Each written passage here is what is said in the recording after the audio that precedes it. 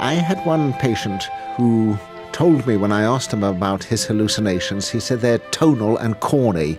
I thought that was a very odd choice of adjectives. I said, what do you mean? He said that his taste was for atonal music, his wife was a composer of atonal music, but what he heard was anything but this. He first heard, he was born in Germany in the 1920s, what he called slushy German lullabies, and then rather terrifyingly, he heard Nazi marching songs, which reminded him of when he was a boy growing up in Hamburg in the 1930s. But you can't decide what you will hear.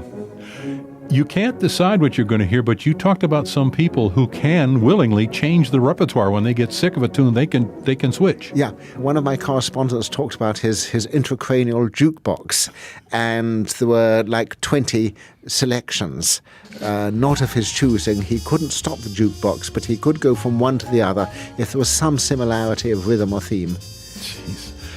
We should ask, because a lot of people are concerned about this, how prevalent are musical hallucinations? They're said to affect about 2% of people with fairly severe deafness, which must mean, there are tens of thousands or hundreds of thousands.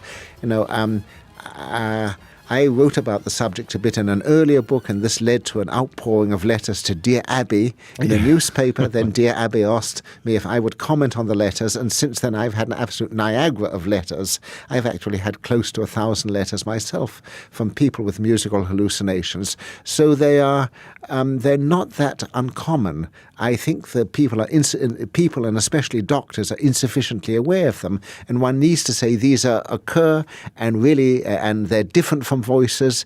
You're not mad, you're not psychotic, you don't have brain damage, and you can learn to live with these.